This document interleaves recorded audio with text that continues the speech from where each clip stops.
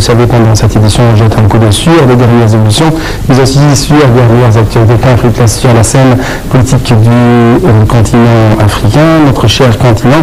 Et aujourd'hui, c'est bien sûr une édition toujours spéciale parce que nous avons deux invités.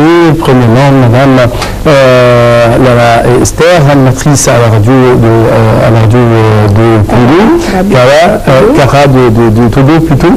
Vous êtes toujours la bienvenue. Et nous avons aussi Monsieur Al-Azam Habib Issaka, c'est un ingénieur et vous avez aussi des formations journalistiques, je crois. Moi, je suis coordonnateur technique, j'ai fait l'audiovisuel. Vous êtes toujours les bienvenus et nous allons commencer cette nouvelle tournée dans le monde africain par ce reportage qui jette plutôt la lumière sur le nouveau président zambien Edgar Lungu qui a prêté sa main dimanche après avoir remporté l'élection présidentielle avec une courte majorité dans un scrutin qualifié de simulacre par l'opposition. Donc plus d'explications dans ce commentaire. Dans un stade bondé à Lusaka, le nouveau président zambien, Edgar Lungu, a prêté serment en posant sa main sur la Bible, jurant fidélité au peuple zambien devant des milliers de partisans radieux, des chefs d'État régionaux et des diplomates. Déclaré vainqueur samedi, M. Lungu, âgé de 58 ans, candidat du Front patriotique au pouvoir, est arrivé premier d'une courte tête avec 48,33% des voix, devançant son rival Hakainde Hichilema, candidat du Parti de l'Unité pour le développement national, qui a obtenu 46,67% des voix lors du scrutin de mardi. Le nouveau président dirigera ce pays d'Afrique australe jusqu'en septembre 2016, fin du mandat de 5 ans que n'a pas achevé Michael Sata, l'ancien chef de l'État décédé. L'élaboration d'une nouvelle constitution était l'un des engagements de Sata lors de son arrivée au pouvoir en 2011, mais ce projet a subi toute une série de retards. Pour sûr, nous aurons bientôt une constitution soucieuse du peuple, a déclaré le chef d'État fraîchement élu, tout en faisant de la réduction de la pauvreté sa grande priorité. Le nouveau président, qui fait partie de la minorité ethnique Nsenga, a également voulu rassurer sur les craintes d'affrontement entre tribus. Le tribalisme est une menace à notre sécurité nationale et à la paix, a affirmé M. Lungu. Nous avons besoin de fixer un cap à notre pays et nous le fixerons ensemble. Des milliers de Zambiens ont été rassemblés pour la cérémonie dans un grand stade de Lusaka, le stade des héros de la nation, où sont également venus les anciens présidents zambiens. L'adversaire de l'opposition, Hakainde Hichilema, avait dénoncé samedi un simulacre d'élection alors que le scrutin avait été entaché de retard. Le scrutin s'était prolongé sur 3 jours, notamment en raison de mauvaises conditions météorologiques qui ont empêché les électeurs d'accéder au bureau de vote.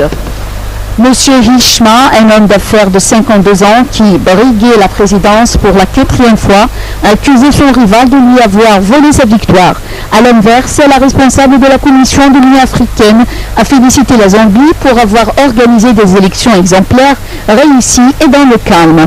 Cette élection s'est-elle réjouie dans le ton pour les 17 élections encore programmées en 2015 sur notre continent.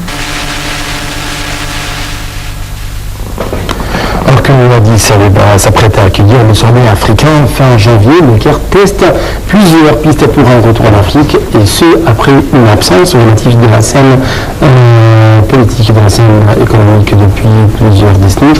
Un peu plus d'explications dans ce commentaire. Dans un rapport sur les relations avec l'Afrique en 2014, le ministère égyptien des Affaires étrangères a souligné que l'Égypte, après une période d'instabilité depuis 2011, toutes les portes du continent, essayant de se rattraper après des décennies de désintérêt, notamment sous les régimes des présidents Sadat et Mubarak. Dans cette initiative, l'Égypte entend user de son ancien crédit de l'époque nassérienne et peut-être même d'un héritage africain qui remonte au règne de Mohamed Ali Pacha, fondateur de l'Égypte moderne. Sous Sadat et Mubarak, toujours selon ce rapport, les relations avec le continent noir étaient basées sur les calculs. Merci. En fait, il y avait un problème technique. En tout cas, nous allons Nous allons commencer notre discussion avec nos chers invités, Madame Lala Esther, animatrice du programme à la radio Cara au Togo. Et nous avons aussi notre cher invité, Monsieur Lazam El-Hadi Issaka. Vous êtes toujours le bienvenu, vous êtes ingénieur du Tchad. Oui, je suis bienvenu. En tout cas, nous allons commencer ces discussions avec une question très très importante.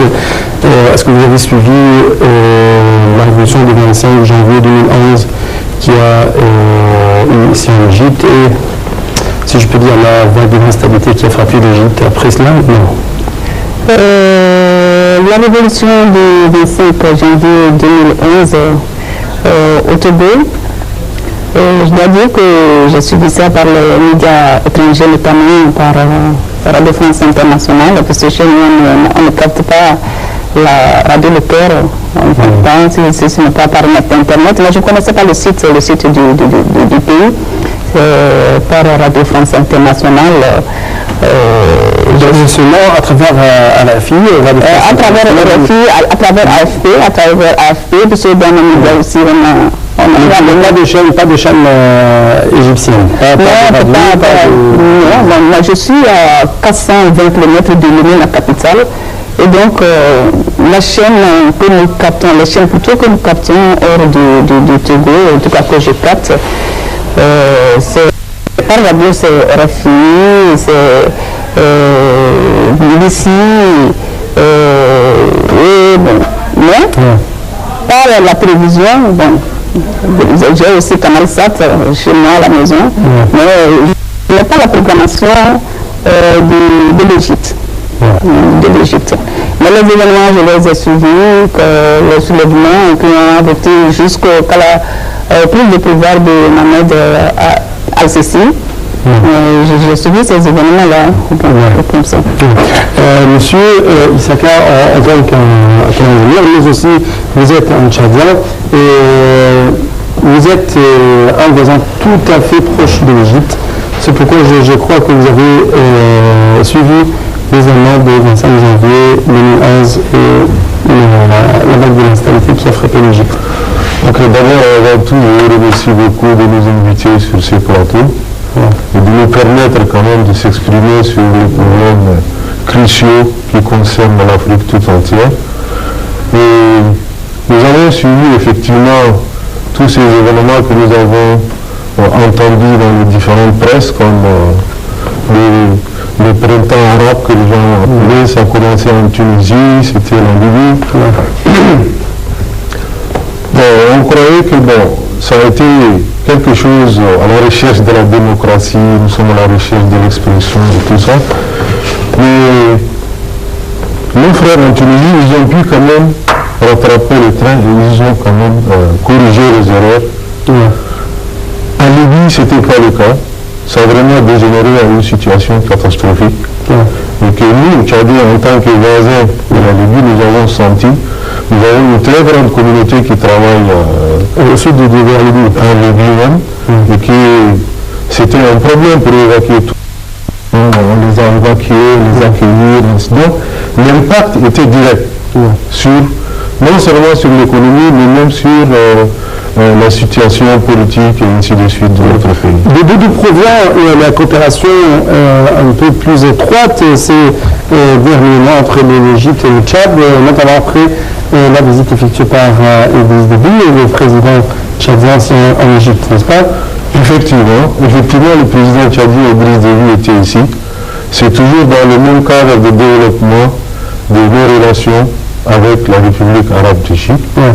Et étant donné que la Libye est voisin du Tchad, est voisin également à la République arabe d'Égypte, donc on était, les deux pays sont obligés de coopérer dans le sens au moins d'aider les peuples libyens à retrouver la paix et l'unité.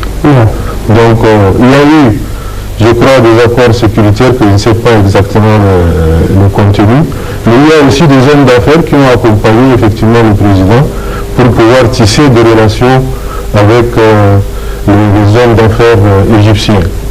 Donc le seul exemple que je peux donner dans ça, que les relations égypto-tchadiennes se sont développées depuis la fin quand même de ces événements-là. Alors avant, pour venir ici, le peuple était obligé de passer soit par Paris, soit par Addis. Actuellement, nous avons 3 vols par semaine. Nous avons la quai. Donc cela exprime effectivement ce rapprochement entre ces deux peuples et ces deux pays frères. Vous êtes toujours le bienvenu aussi dans l'incarnation en Égypte. Merci beaucoup. Merci monsieur. Madame Lala Esther, en tant qu'une togolaise, animatrice togolaise, comment vous avez vu l'image de l'Égypte avant d'arriver ici en Égypte et en même temps, est-ce que vous avez changé d'avis ou non? Avant d'arriver en Égypte, nous sommes arrivés en Égypte en décembre. Et donc en oubliant le deuxième mois. Avant d'arriver en Égypte, l'image que j'ai de l'Égypte, c'est l'image que... d'abord, à part le côté politique, je commence d'abord à part le côté politique. C'est l'image que tout Africain, bien toute personne qui a fréquenté a de l'Égypte. Parce que l'Égypte est une puissance, en termes de civilisation connue de tous. C'est une grande civilisation enseignée d'ailleurs dans les écoles. Chez le Togo, lorsqu'on cite les grandes civilisations, on cite l'Égypte en termes d'exemple. Et la civilisation égyptienne, elle est singulière, donc la pertinence de l'Égypte, son ingéniosité, ça s'enseigne au cours primaire, d'abord à partir de CM1, au collège. À l'université même, c'est enseigné, j'ai étudié ça jusqu'en 4e année, la civilisation égyptienne. Et là, c'est là on a beaucoup de c'est un pays merveilleux en Afrique. Et donc vous avez étudié presque l'histoire l'histoire des pharaons modernes, je ne sais pas, moderne en termes, moderne comment, peut-être que... Je parle du XXe siècle, par exemple. Oui, l'Égypte est toujours, jusqu'aujourd'hui, l'Égypte est toujours enseignée comme un pays qui a commencé et qui continue à faire des merveilles. Oui, qui a commencé et qui continue à faire des merveilles. Lorsque, par exemple, on prend le domaine infrastructure, par exemple, on parle d'abord de l'ingéniosité de l'Égyptien, qui a commencé elle, et à ce jour, quand vous arrivez dans le pays, dans les rues, c'est autre que ailleurs. Lorsque je suis arrivé, j'ai vécu vraiment la réalité, parce que en termes d'infrastructure, je dois dire que l'Égypte est vraiment à une avance. Sur le continent africain, l'Égypte a un plan de rue très bien apprécié. Merci beaucoup. Permettez-moi de présenter ce reportage qui porte ce titre « L'Égypte se présente à la porte de l'Afrique après avoir été presque absente ».